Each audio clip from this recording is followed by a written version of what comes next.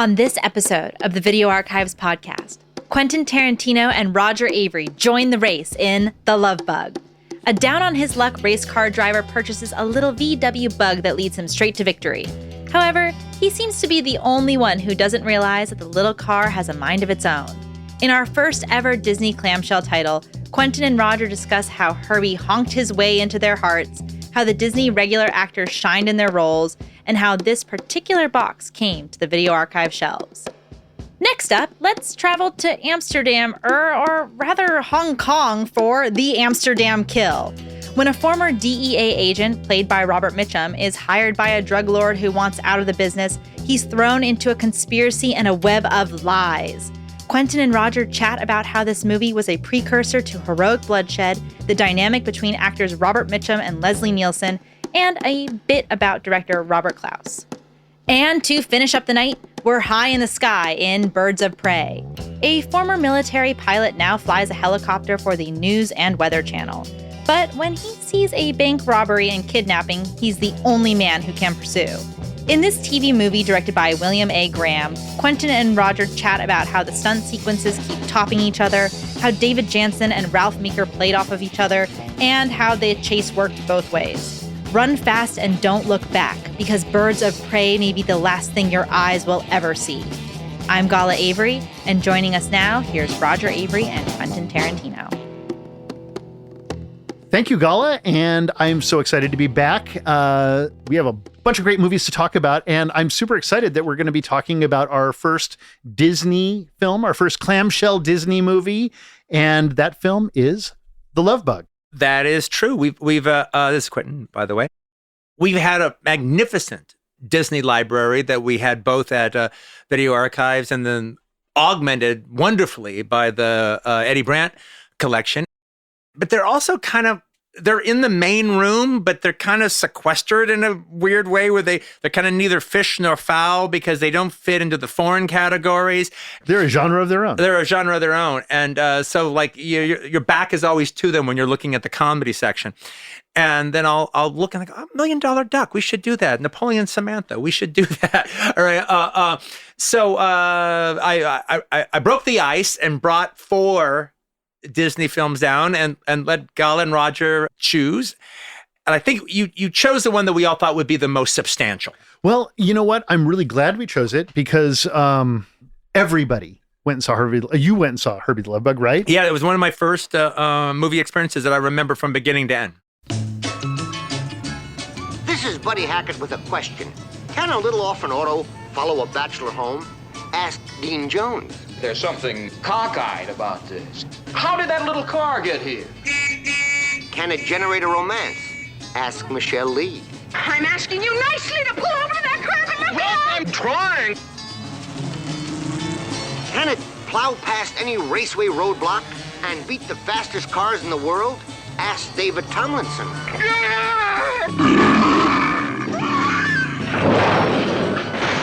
That rotten car is driving me piffy! If you answered yes every time, you know I'm talking about Walt Disney Productions' The Love Bug, starring Herbie, the little car with a fighting heart. See Dean, Michelle, and me ride the Love Bug and take the family, even though it's racy. This movie was an absolute smash hit. Yeah. It was one of the biggest movies of the year. In fact, I think it was like the biggest hit for what it cost. Oh, for sure. No, that would have to be Easy Rider, but nevertheless, it was a smash. It was in the top 5. Yeah, it was in the top 5 of 1969. Definitely a big film, and even though it's something of a counterculture movie, it's The Love Bug. It deals during the hippie times. It deals with the 60s. It deals with San Francisco in the 60s. And you see, and the youth culture is around. Half of the extras are hippies. And it deals with this kind of spirituality that's in conflict or encountering technology. And it's actually talking about those questions. This movie's directed by Robert Stevenson, who for me is hands down the best of the Disney directors. Yeah. Like, he made one of my very favorite films of all time, which I hope we cover now that we've broken the ice on Disney films, which is Darby O'Gill and the Little Which People. I've never seen, and I'm looking for seminal movies that I haven't seen to watch for the show. It's a super great movie. He also, of course, did Mary Poppins, which is a magnificent movie. And both of these films have David Tomlinson in it. Yes.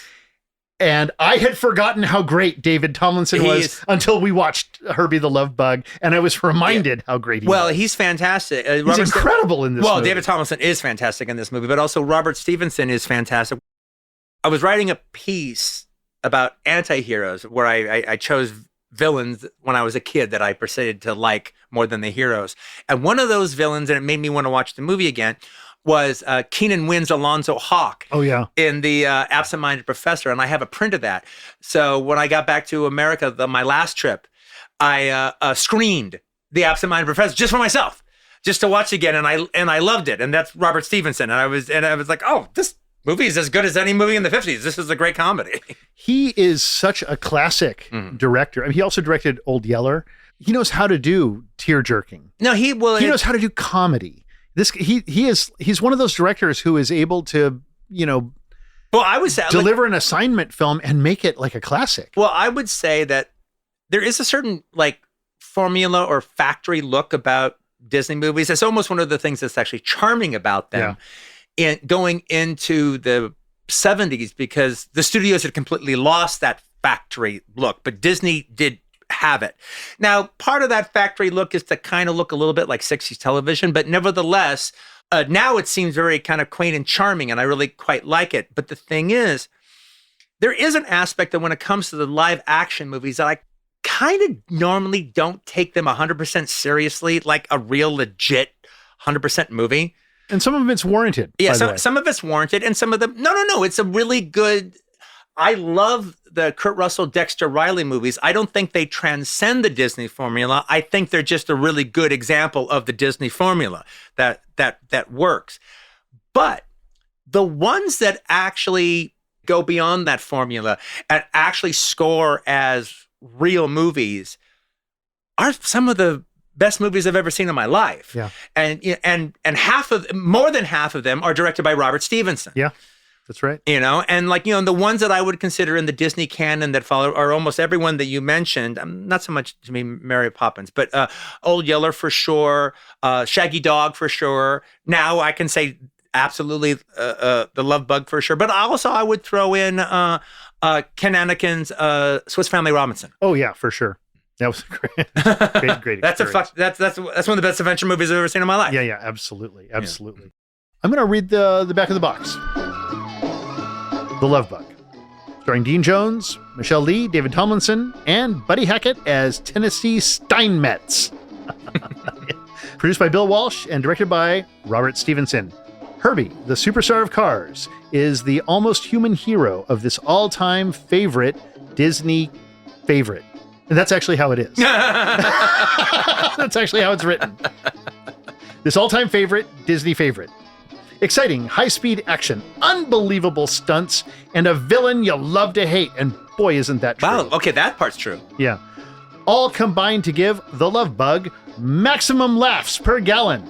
Running time, 108 minutes. VHS video cassette for sale only, not intended for rental. And below that is a quote, and the quote is, quote, "In the studio's best tradition, The Love Bug is brisk, active, bright, technically impeccable, full of tricky effects." Los Angeles Times. The Love Bug is actually one of the first movies I remember seeing where I knew about the movie and was kind of dying to see the movie. And I couldn't live until I saw the movie. Yeah. So every time we drove around and we passed by a theater that I had, because I could recognize the Herbie poster, I actually fooled my parents into thinking that I could read. They thought I was reading the marquee and I was just recognizing the poster. Hey, the Love Bug's playing there. Oh my God, Quentin can read. And, I had the record album. I think I had a little Herbie, a Big Little Book. I had the Viewmaster. That's right. I forgot about that. I had a Viewmaster also. I had a whole bunch of Disney movies. Okay, well, talk about prehistoric video. Okay. Yeah. Okay. To us little kids, having a Viewmaster was like owning the movie. Yeah. that was like owning the movie to me. Look, guys, I gotta say, I couldn't be happier than that we chose this movie. This was actually ended up being a rare thing because we watched it all together, including Josh. Josh was even watched it with us because, well, we decided not to do one of the other 3 movies that we had watched. And so we just decided we would get together early today when we recorded it to watch a movie. And so this is one of the rare ones where we all sat down to watch together. It was fun. I had as much fun watching that movie today as I've had watching a movie maybe since fucking Dressed to Kill. All right. Yeah, I think this movie is perfect. I think it's actually a perfect movie. I don't think there's anything wrong with it. It was so much. I mean, this is a genuine classic. It works in every way as a classic comedy. Sure. I mean, it's not as witty vocabulary wise. Although David Tomlinson has some great lines, though. Oh, no, it has wonderful lines. It's not as witty dialogue wise as What's Up, Doc, but it's every bit as good a movie as What's Up, Doc. Disney is really the only game in town when it comes to delivering this type of old-fashioned 50s classic comedy. All right. Yeah. But actually in a new wine bottle that actually embraces the counterculture and not in a corny way. No, in a very... a rather profound way. Yeah, in a profound way. I mean, part of me, as I was watching, was thinking to myself, well, there's some kind of proto-transformer stuff in here because it's like anthropomorphizing like the car into the character. Except in this movie, I was really emotionally ripped at times. Like, Herbie is a full-fleshed character with, I feel the emotions Herbie is feeling. And Herbie's suicidal at some point, and it's devastating. Herbie You're crushed. You're crushed when Herbie is sad. No. That's a car we're talking about. It's a VW Bug we're talking about. Well, I'm blown away by it. I do find it interesting that when you name an inanimate object and people actually now refer to that inanimate object by an actual name, people can't help it. They actually endow that inanimate object with certain human characteristics. The 50s jukebox that I have that we used in Death Proof, it's an AIMI company, so I just called the jukebox Amy. And everyone on the set just referred to Amy. Okay, we'll bring Amy out. We're going to take care of Amy and everything. And then there was one day where Amy just really wasn't working that well. And we had one of our guys, Darren, is a great guy. All right. Kind of knew how to kind of fix it a little bit. But the crew members nah, Amy's being really temperamental today. Amy's just not really working. She's in a fit, and they're not being fucking facetious. That's kind of how you think about it. Yeah. But it ended up being, because I've just been watching so much stuff with my son. So I've been having this experience of watching stuff through a 4-year-old's eyes. And I wasn't much older than that. All right. Maybe I was probably 6 or 7 when I saw The Love Bug. And so Quentin right now, today, loved this movie. It was a real movie and it was charming and wonderful and funny, and we were laughing all the way through it, and exciting, and everything, and gripping, and emotionally gripping as well. And emotionally gripping, and beautifully filmed. I mean, sometimes incredibly beautifully filmed. Well, what's weird is it alternates. It alternates between very like I think you called it like television almost. Yeah. At 60s television. 60s television look between these kind of extraordinary Albert Whitlock-esque matte paintings of San Francisco at night, foggy night, that are among some of the best matte paintings I've ever seen. They're so beautiful, and that seems almost like Dean Travillaris, or outer world production design. But right alongside that, I could not help but look at the movie from Leo's perspective, and consequently my perspective when I saw it. And I'm like, this must have just blew my little mind. I mean, just even the little animation thing at the end of the little drawing of Herbie driving away, and having all the credits look like VW Bug. This might have been an important plank, an important board in the shelf that made me love movies for the rest of my life. All sorts of memories were coming back to me as I was watching it. And one of them was after seeing this film, and falling in love with a car. Basically, which is what every child did who saw this movie when it came out. My mother had, I think it was a 1963 Mustang. And I drove everywhere with her. It was when we lived in Arizona. That's a badass car. It was a really badass car. And it was white. It was kind of an off-white. And I remember we took it to the dealer because it wasn't running really well. And I mean, I think of this now, it's like insane. Took it to the dealer and they traded it. And I had a moment alone with the car. And it's a white car. So it's actually, now that I think about it, it's like, it was triggering all sorts of things. And I had a moment where I talked to the car. Yeah. And I said goodbye to it. And I was crying. And I didn't think about that until I watched this movie again, that, that this movie had an impact on me of, I've always cared about little creatures and, animals and things. But this may have been the movie that did that to me with inanimate objects like cars and things like that, where I said goodbye to this car as if I was saying goodbye to a friend or a pet or a family member or something like that. And my mom ended up with a Gremlin, I think was the car that she got after that, which is like unbelievable that was the trade. I had a similar experience. Kurt Zestpo, my stepdad, who was really my only father I ever knew, he had a light blue Carmen Ghia. And it's the reason that Cliff Booth drives a light blue Carmen Ghia. Right on. And he had it through most of my early childhood. And then it was time to get rid of it. And I couldn't believe how unnostalgic he was about That's it. exactly how I felt. Yeah, it's exactly the same. This is because this affected us. Yes, this Love Bug movie. It's like, and that I spent so much time in that car. That car I associated with my childhood. I went everywhere with my dad driving me around and everything. The idea that he would just get rid of it and get another car and I was like, how could he not be crying about this? Yeah. I felt the same way. So this movie is like a banger from beginning to end. From the credits at the very, very beginning. That shows, which is what is that? What do you call that? A figure eight? A figure eight demolition derby track. They used to have one at Ascot in Gardena. Before the cars actually start demolitioning everybody because they're doing a figure eight, they are just missing each other. Like they're crossing each other's paths. Yeah. One after another, just barely missing until one finally hits. And then next thing you know, it's like demolition derby time. Yeah. Okay. It's one of the more satisfying credit sequence I've seen where I could have watched that for an hour. Just like a kaleidoscope of cars crashing. Okay. So Dean Jones is, he's a racer and he's like an obsessed racer, but he's kind of at the bottom. He's crashing his cars. He's a ham and egger. He's a ham and egger, but he sees himself as something more. His vision of himself is that he's this great racer. But the victories and the wins do not back that up. Yeah, they at all. He's a bit like Rocky for racers. He's a fighter. He's a professional fighter.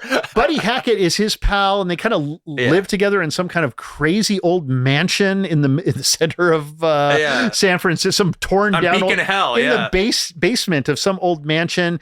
And we learn that Buddy Hackett's character has traveled, to Tibet and climbed the mountain and talked to the Swami. He's basically found his spiritual side, and he has like a really strong spiritual side.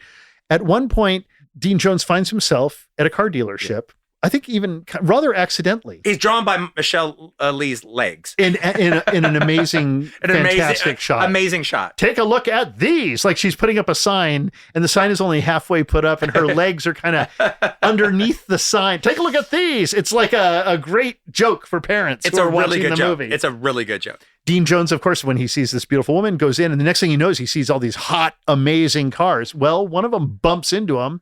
And it's Herbie. Herbie has actually let himself in from the back room garage area into the showroom area. Herbie kind of has fallen in love, I think, with Dean Jones right from the beginning. Yeah, right from the beginning. He's like, he does have a few human characteristics, but basically Herbie's like a dog. Herbie has the loyalty and humanity and also hurt feelings that a dog. That an animal. Like a dog. Yeah, like especially a dear pet. Yeah, exactly. But he attaches himself to Dean Jones the way a dog can just see somebody on the street and kind of attach themselves to a person. Well, and especially so when we're introduced to the owner of the dealership, who is David Tomlinson from Mary Poppins. From Mary Poppins, who is my favorite element of Mary Poppins. And in fact, his turn in Mary Poppins, his transformation is one of the most gratifying things in the movie. Okay, to me, as a father, when I became a father is when I discovered Mary Poppins was this magnificent movie, because his moment where he realizes what a spoonful of sugar really means, even talking about it now chokes me up. I get it. No, It's I get an that. intense realization that he has. And he transforms from this banker who only cares about time and is like kids are seen and not heard and all of this Victorian father. Yeah. He transforms into the engaged father. I'm a big fan of David Tomlinson, and this makes me think that I need to be even a bigger fan of him. He is eating it up in this movie, is he not? His lines are so good, and he's embracing them so much, and he is so funny and so evil at the same time, and yet also like he's the hero of his own story. There's a very interesting arc to his performance, not so much to his character, but to his performance, because he's a very, very, very believable villain for the first 3/4 of the movie. You're surprised at his nastiness. Yeah. But, he's not a pussy. He's a race car driver, as prissy as he is, he's actually, he's very challenging. In the last 45 minutes of the movie, he's kind of turned into a Professor Fate kind of character. That's true. In the Great Race. Especially with that guy in the seat next to him. Exactly, with Joe push Flynn. the button, Max. Yeah, exactly. Where one ridiculous dignity robbing thing after another happens to him, and he becomes a bit more of a cackling melodrama villain. Yeah, Snidely Whiplash almost. It doesn't make you actually disrespect his character. I have a respect for, I don't like his character, but there is a respect that is never degraded, even when he does scenes with bears. Well, yeah, you're right.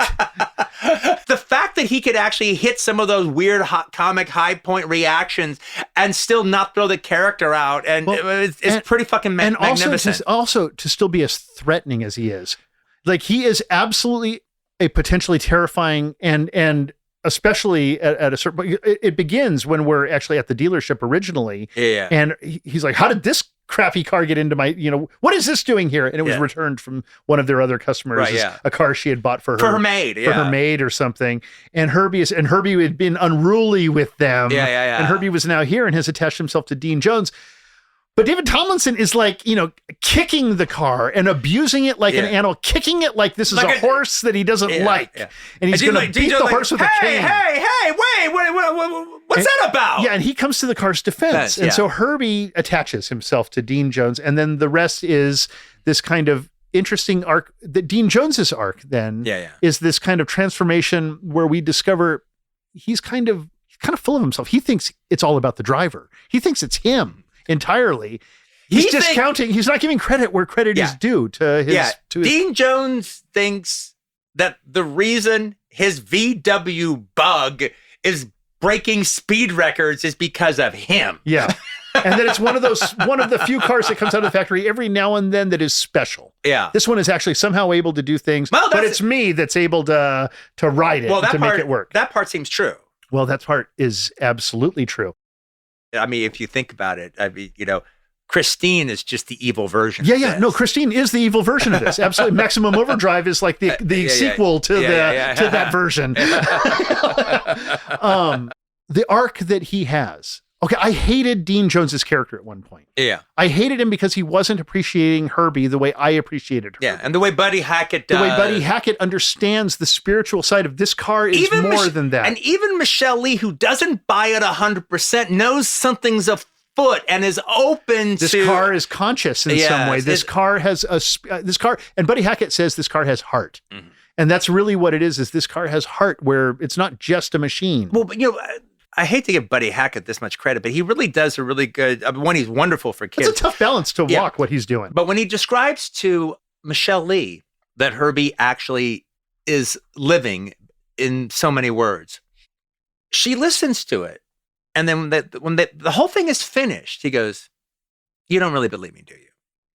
And she says something to the words to the effect of, "Look, I believe you believe it, but I'm not convinced, but I'm open to the idea." And then he says, "That's okay." Yeah. it's a really big idea. Yeah. You just need to take it a little bite at a time. It's not, it's a big idea. You just have to you're not rejecting it. And then when she gets mad at Dean Jones, they go, I thought he was full of hooey, but no, he is right. And this is And Buddy Hackett just knows what every kid in the audience knows. Yeah. That objects have manitous. And there are spirits and things, and you can love your pencil, and you can love your car, and you can a Manitou is a good way to describe the spirit that's inside of Herbie. Of Herbie, yeah. Yeah. It's Manitou would be a good movie for us to watch. Yes, it is. At some point. Yeah. So it's really a testament to Robert Stevenson that he's taken this character and he allows you to hate him. Yeah. He allows this guy to be full of himself, to the point where he's almost detestable, that he's not recognizing this thing that every kid in the audience, love at this point. The fact that he gives it an arc that is satisfying and resolute in the end is really impressive. I actually, now that the film is over and I've had the whole experience, I actually kind of love Dean Jones' selfishness at the beginning. I mean, that's a real character. It's a true arc. That's a real adult character. He overcomes his ego. He overcomes his own ego. And at some point, Dean Jones just rejects Herbie in a big way, and Herbie goes out into the San Francisco night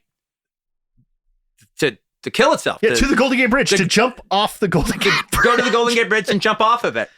And it's now up to Dean Jones to find Herbie, and he goes to Buddy Hackett, like, aren't you going to go with it? No, this is between you two. Because Buddy Hackett at this point is pissed at him. Yeah, he's you ruined this, and if it's either going to work out, it's between you two now. You gotta do it, you gotta handle it or not handle it. It's such a funny image. It's such a comical and so well executed image of the VW bug Herbie balancing, trying to throw itself off the Golden Gate Bridge. Yeah, it's teetering over it somehow climbed the ledge. And Dean Jones trying to save it, stop it. Pulling on the bumper. But it's also incredibly emotional. It's my favorite scene in the movie. Yeah, it's gripping. It's definitely the most emotional scene in the movie. It makes you choke up. Yeah. Dean Jones needs to almost die trying to save Herbie, to redeem himself in both our eyes and in Herbie's eyes. Yeah. And it's so easy to get lost in the magical aspect of the movie and the sentimental aspect of the movie and the child's point of view aspect of the movie. And I mean, and the whole magical stuff, it's like they're pulling off with their left hand. It's like they're not even trying. Yeah. It's so expertly executed that there's not any. They're still making a fantastic screwball race movie. It's a racing movie first and foremost. Thank you. That's my point.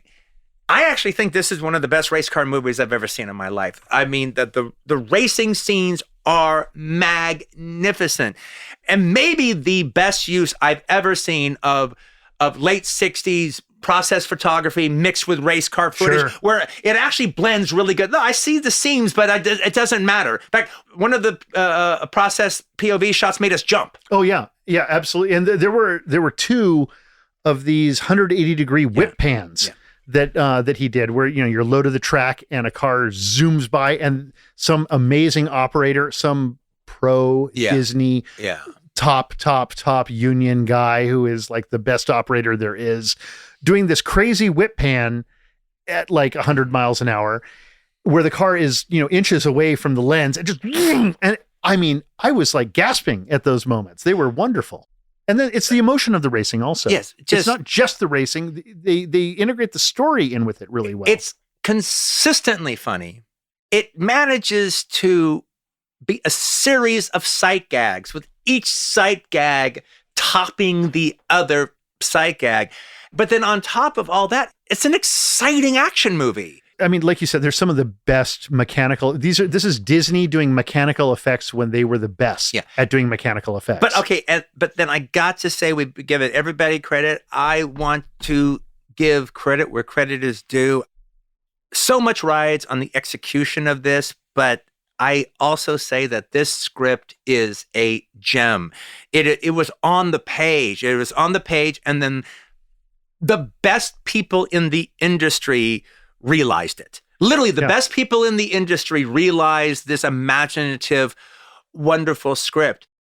Buddy Hackett is obviously the true believer of kind of understanding who Herbie is. And we know that he's right. We get him. We know that he's right about Herbie. Dean Jones doesn't get it at all. But the excellent part of the writing is the villain, David Tomlinson.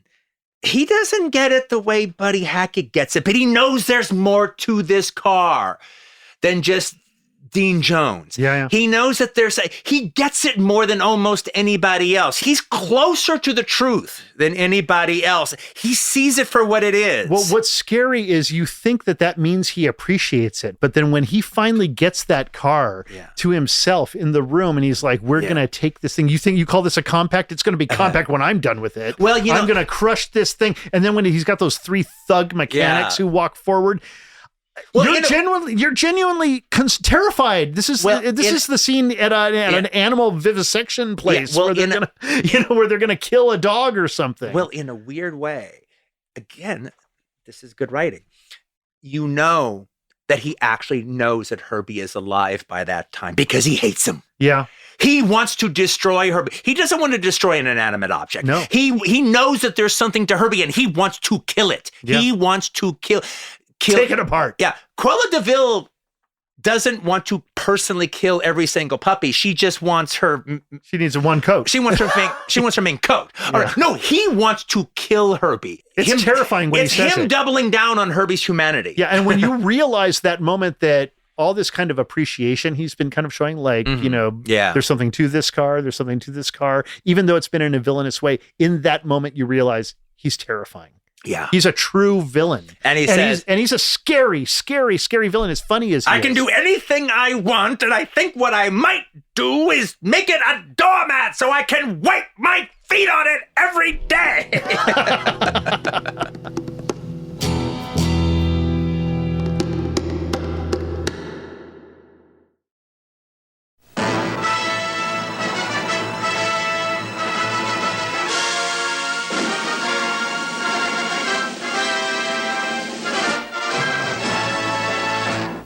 And now we are joined by the lovely Kala. Beep, beep. Okay, so as Dad and Quentin said before, I did get to watch this movie with them right before taping, and I had never seen it before. I told Quentin I had seen the Lilo version, the Lindsay Lohan version, which Quentin so lovingly told me was not a remake, but was a continuation of the story. Yes. Quentin, you told a story that you came into the theater. Yes, yeah, exactly. And I was like, what? You just came into the theater at the dog scene? Look, back in the, especially if your parents were taking you to a movie, left up to me, I would have showed up on time. All right. But in 1969, when you're with your parents to go see a movie, there were a lot of movies we saw on time, but this wasn't one of them. We just showed up at the fucking movie theater. 15 minutes into the movie that pretty much sets up the entire story. I missed all that. I didn't see all that. We showed up as Herbie's driving around with all the dogs on it. Yeah. Now, I already knew Herbie was alive, so I didn't need to be sold that. I knew that from the poster or the poster and the TV spots. The campaign. The campaign, all right? They did their job. So he ends up going to the car dealership because his friend has turned his car into a sculpture. That's right. His Edsel that he was gonna take to the Bakersfield rally or whatever it was. What I love about it is he's like, why did you do that? And he's like, well, the car told me to. So he's talking to that car too, and the car's telling him because he's got to go get Herbie. Yeah. And so when he goes to the store, and Herbie, like, as Dad said, pushes the doors open himself and kind of like taps him like a dog, or for me, like a little kitty cat. Yeah, like a kitty cat. Like a little kitty cat. It's like, oh, meow, meow, like adopt me. Yeah. It's so cute. But then before Herbie even gets like his official name given to him, they give Herbie a reaction shot, which like immediately on his headlights. As soon as like, who's this? And then it's like Herbie's headlights. And it's like, oh my God. He's a character 100%. Yeah.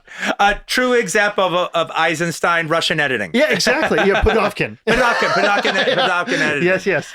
But they give him that, and then after the guy kicks him, they give Herbie another one, and there's no change in their reaction. But you just know, like, oh, Herbie's mad, and Herbie's sad, and Herbie's being abused. And then when he stands up for him, it's like, it's really, really sweet. And it is Podofkin, Quentin. Exactly. Yeah, it is. It is Podofkin. literally that exercise in editing. The whole movie, though, is just so cute and so sweet. And I fell in love immediately with Herbie. That I was like mad that Dean Jones is like I was really mad. I was really mad at Dean Jones, especially when he grabs the shovel. Oh, and he's about to hit it. Yeah. Or he does hit it No, once. he 3 times. But even when he talks about the female sports car, like he wants to fuck it, you know? Yeah, and that's like, the thing. you bastard! Yeah, because Herbie cheating bastard, philandering motherfucker. Yeah, because Herbie's jealous and Herbie's out there like bonk, bonk, but you know bonk, bonk. But you know what? Buddy Hackett's character is the eyes of the audience. Yeah. That's who every kid like can relate to, and he's the one who knows. And when he turns on him, and because he's like all full of himself, he's like, "Oh, I'm the driver." He's like, "I hear you, and I believe that you believe what you're saying," like or whatever he says. He identifies like actually. Herbie. Dean Jones needs to feel that way for a because he thinks he's a loser. Well, he is a loser. He's a 3-time loser. He's failed, and he's at the end of his even the 15 girl, minutes. even the female, like the leading lady, can identify him as a loser because she's heard of him. Well, because when they get in the car together, and he's. When they get in the car together and he's trying to bring Herbie back because Herbie's been driving all crazy and she's driving and she's like, sometimes I forget a name and a face, but I never forget a car. And she lists off all of his losses at the racetrack. And she's like, yeah, because she's actually she's watching him crash all these nice cars. And out of everyone in the movie, she's the mechanic. Yeah, you're right. Buddy Hackett's not the mechanic. She's the mechanic. She's the mechanic, and she comes in fact, over. Buddy Hackett doesn't know what to do to help Herbie, and she comes in. He just loves Herbie, and he's like, "Can you please help Herbie?" And I love this because she's employed by Tomlinson. She's employed by him. She's like his sales girl. But she's also like going out on dates with him because like they're kind of dating, but not really. Like, but okay. There's a really interesting. He's courting her. There's an interesting moment though. All right, now she doesn't act like so too bad, but. When he gets the idea that she should go out with Dean Jones to give him information, and then she says, well, okay, I'm going to do that, but I just have to let you know I was going to do that anyway. They kind of have a relationship, a budding relationship that's going somewhere. That's also kind of her like, are you okay with that? And she's a little surprised that he's like... And he's throwing her away like it's nothing. Oh, he doesn't give a shit about it. No, he just wants the car. He's about... No, he's about business. He's about business. That's the moment of the movie, actually, when she gets the phone call in his office where Dean Jones is asking her out. And then she's like, well, I was going to go out with him anyway, and now you've asked me to. And he's like, oh, yeah, whatever. That's the moment where I realized, like, this movie, like, really is just about how a man loves his car more than a woman.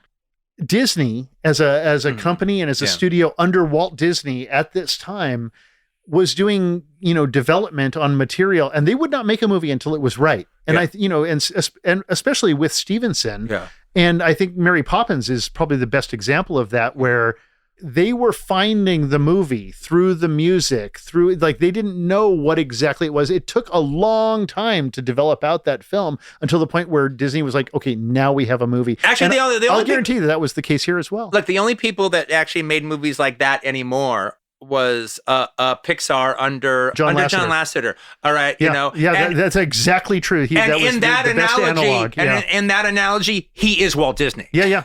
It's really impressive. I want to throw this out there and see what you guys think about this. We've all talked about our ambivalence of Dean Jones as a character, but I think he completely redeems himself. Oh no, he does. I don't. I don't think you do. No, I don't think you do. But I have my own opinion about it. Okay. Yeah. But I just do want to say that I really liked him as the lead, and I grew up with Dean Jones being the lead of Disney movies, this sort of light comedian that could also, and as the movies went on, he committed to much more slapsticky comic chases and stuff.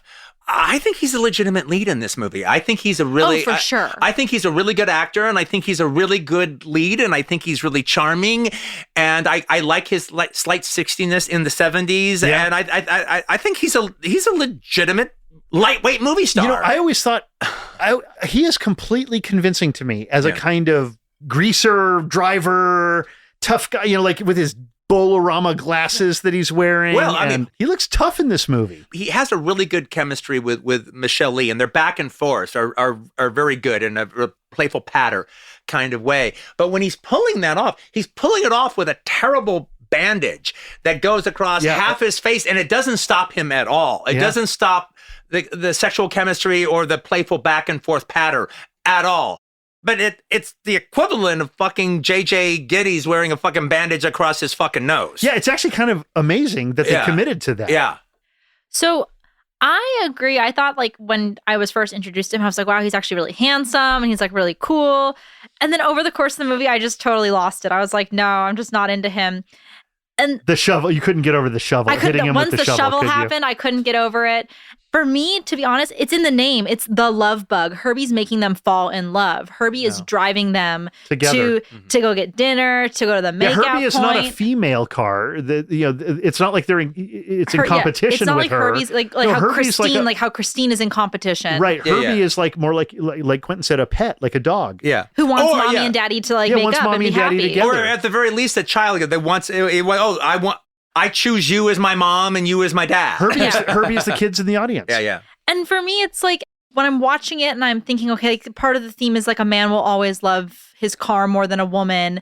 And then there's like the moment where it's like they kind of have like their big come to Jesus moment where it's like, you're actually not the one doing it. It's all Herbie. Like Herbie's doing it and she's quit her job. She's given up on that other guy and she's come to like profess her love to him and he doesn't care about her either. And then he goes and he beats up Herbie and then Herbie drives away and he does have a reason.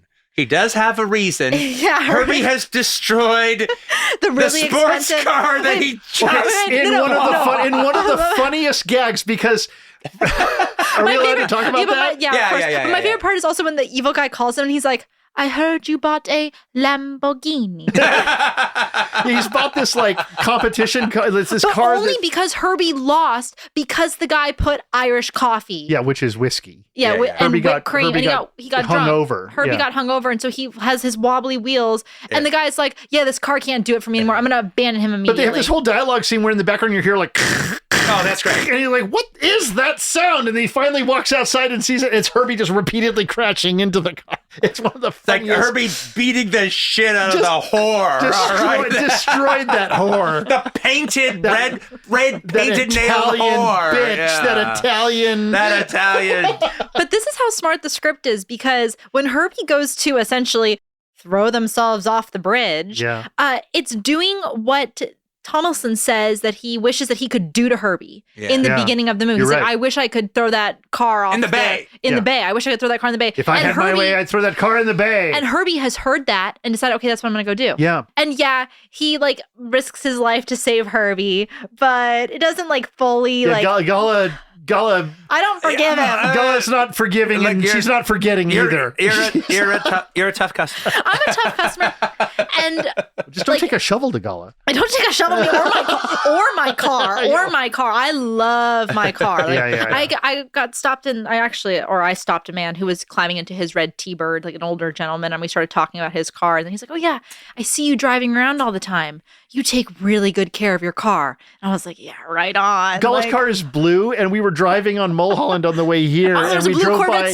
a blue Corvette Stingray, and somebody's out there like they've parked it on the viewpoint to do a picture of themselves in front of it, and Gala beep beep and like waves at them, hey, and everybody's like, hey, camaraderie among blue car owners. And other Mercedes drivers blue car rule. Yeah, blue cars rule. Everybody was like, hey, waving at each other. There was a bunch of people who love their car. And I love my car. And so for me, Herbie goes the extra mile for him, and I don't know why. I just don't get it. Herbie, you deserve more than this. And in the end, when they drive off and they're like, oh, we're going to go on our honeymoon and all this stuff. And it's like, do I think that they should have gotten married in the end? No, not really. You're not fully convinced. I'm not. I'm actually not satisfied. One, I know this man will always love his car more than his woman. And two, I'm not sure if he will always love Herbie. Maybe in Love Bug Rides Again, this is resolved. No, Herbie gets sold to Helen Hayes, but... See? Oh God! See? Is that the Vince McKeevity? Yeah, but Dean Jones gets Herbie back again Why did he sell in the first place? I wouldn't blame. I would not blame Dean Jones.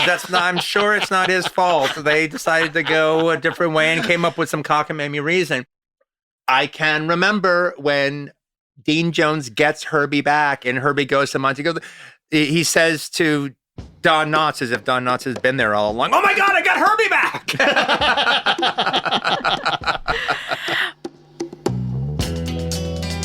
To hear the rest of this episode, including discussions of 2 more movies and our award winners, sign up for the Video Archives Patreon. You'll get access to full Video Archives episodes, the Video Archives After Show, exclusive merch, and more. Head on over to patreon.com/videoarchives to subscribe today.